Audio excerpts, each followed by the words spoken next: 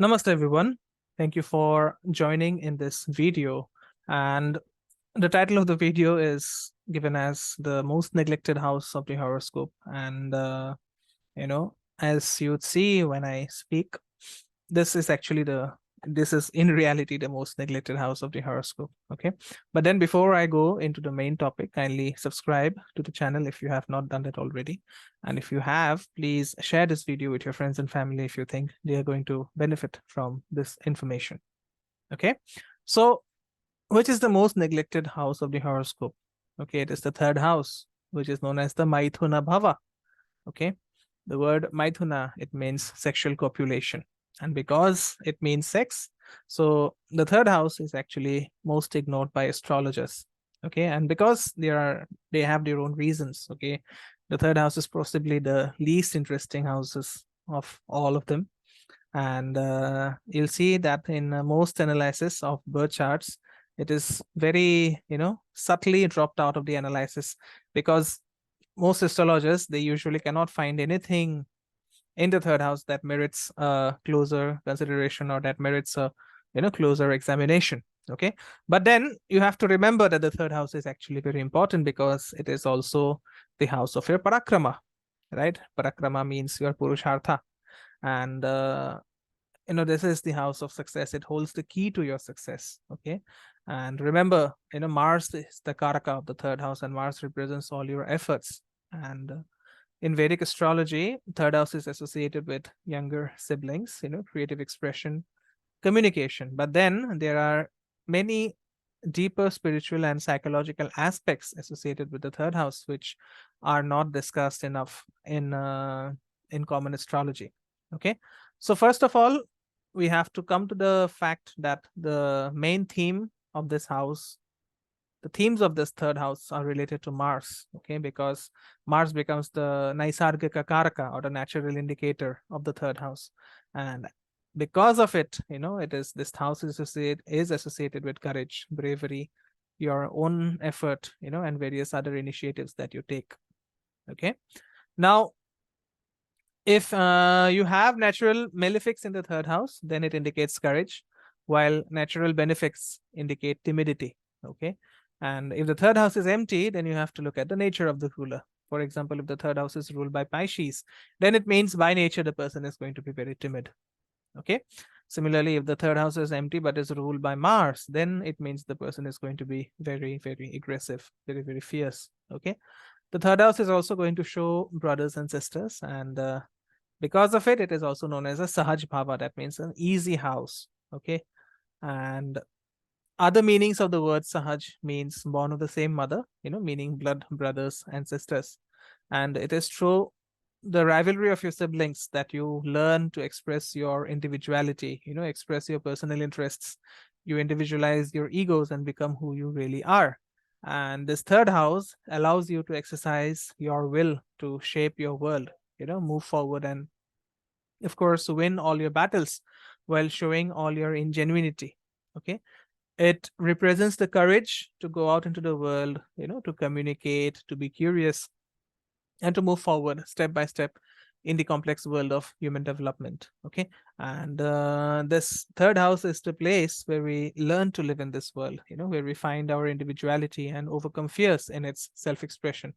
Remember, the third house is also an upachaya house. That means it grows with time, and it corresponds to that part of consciousness where the development of personal skills and a certain free will is provided. Okay, so remember, as I said, the third house is one of the upachaya houses.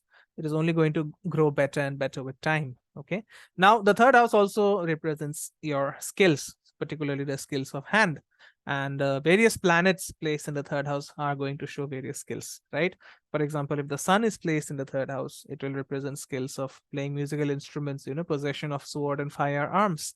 If the moon is placed in the third house, then it will represent skills like knitting, sewing, vocals, culinary arts, and so on. If Mars is there, then it gives skills like handling weapons or fire, or metalworking. If Mercury is placed in the third house, then it gives skills in the field of dancing, acting, as well as in the field of making sculptures and so on. Okay, Jupiter placed in the third house indicates literary creativity. Venus placed in the third house indicates skill in designing as well as in fine arts. Okay. Saturn in the third house indicates stone processing, decoration of buildings and premises, handling of onions. Okay. This is quite surprising, but Parashara says very clearly about this. Okay. Rahu, it represents the the skill of the occult, the use of poisons and chemicals, as well as abstract skills which may or may not be visible to the human eye. Remember, Rahu in the third house also gives very good management skills. Ketu, on the other hand, it deals with the skills of dealing with death, bones, small mechanisms, and also a penchant for meditation. Okay. Apart from all this, the third house is also the seat of creativity, where you can explore the beauty of language forms and the wonder of verbal expression. Okay. The third house is especially conducive to the development of hand skills and remember, as I said, in the natural horoscope, in the natural Kalpurush chart, this house represents the hands of the cosmic man, the Kalpurush. Okay. Now, remember that all Upachaya houses will come with their own set of problems, and similarly, the third house is also going to come with its own problems. Okay, and remember, and the third house also represents your subconscious mind, and because of because of the various conditionings that our minds are subjected to, we come across great difficulties in using our intelligence. Okay, and there is a tendency to make mistakes and create bad karma, and how that happens. It happens in the process of communicating and interacting with other people. Okay, remember in the beginning I said that the third house is known as the Maithuna Bhava. Okay, the natural third sign of the zodiac is Gemini, which translates to Mithuna in Sanskrit, and Mithuna means sexual copulation by the union of a male and a female. Okay, and when we use the word Maithuna, it specifically means the indulgence of a man or a woman in lustful activity or in lustful sex. Okay, so even if you look at the places that are represented by Gemini, it represents all places where sexual interactions happen, where casual sexual interactions happen, like movie halls, restaurants, disco theaters, concerts, and so on. Okay, and third house is also the house of desire, Kama. Okay, not only the seventh house. Remember, 3, 7, and 11 are the houses of desires, and this is the place where we sometimes manifest our violent sexual energy. Okay, it also represents a place of teenage fun and youthful silliness, where you can get into trouble by gratifying our momentary desires. Okay, it's a very immature house, to say the least, but it forces us to test who we are and to find our place in the world.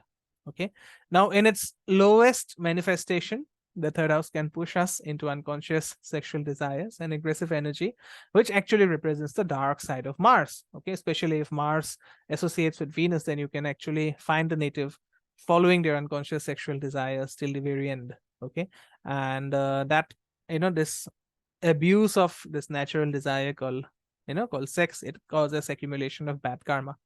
And in this aspect, this aspect of the third house, that the freedom of choice that is represented by the third house can bring most problems. Okay, now it is always favorable if the ruler of the third house is placed in the Dushthanas, that means in the 6th, 8th, or the 12th houses, because then the lower animal instincts are under control. Okay, and if the lord of the third house joins the lord of another Dusthana, then Viprit Raj Yoga is promised. That means the native will certainly receive a lot of benefits after some kind of initial failure. Okay, the third house is also known as the house of longevity, as it is the 8th from the 8th house, according to Bhavad Bhavam. So what happens is, if too much sexual energy is expended, then the vital force is correspondingly reduced and the immune system is weakened. Okay, and remember that the planets in the third house, they represent that aspect of sexuality for the native. Okay, now you have to look at the Navamsha as well as the Drishkana chart to tell, to conclude about the sexual energy of a person. But if regarding the position of planets, for example, Moon and Venus, they had a lot of passion here. Mercury in the third house shows immaturity in intimate matters. Mars in the third house makes the person too aggressive in sexual conquest. Rahu makes the person obsessed with sexual energy, unless and until it is in Aquarius. Okay, Ketu makes the person indifferent to sex, because the person is going to have a monk-like nature. Okay.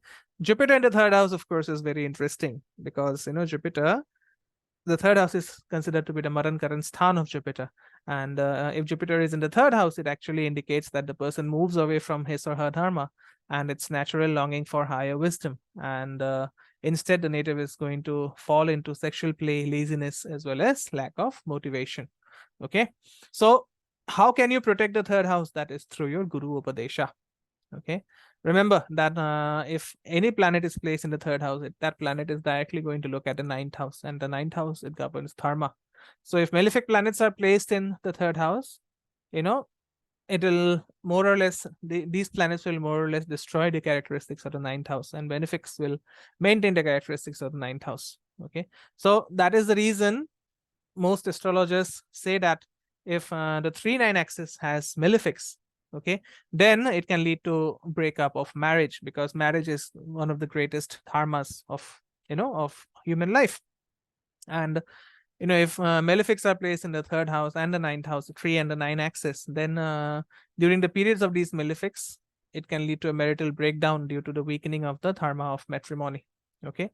Now remember that by the Bhavad Bhavam principle, the third house is also the 7th from the 9th house. So this third house will show the desire of the spiritual master to give a person wise advice and instruction, and that is known as Upadesha. That is the reason the third house is known as the house of Guru Upadesha. Okay. And how to please the Guru? If you please the Guru, remember that you will achieve perfection in life. So you have to very carefully listen to what your Guru says if you're lucky enough to have your Guru. Okay. The third house is also associated with the years, as well as books and information. And because of this, it is very important not only to listen to the Guru, but also to follow his or her instructions and to live by those instructions. Okay. So it is the third house that all our primary urges, instincts, and impulses are located. Our ego and evil thoughts are formed in this house. And remember, third house is the marak for the ninth house. Okay. And as a result, our personal ambitions may initially run counter to what the Guru or what our teachers say. Okay.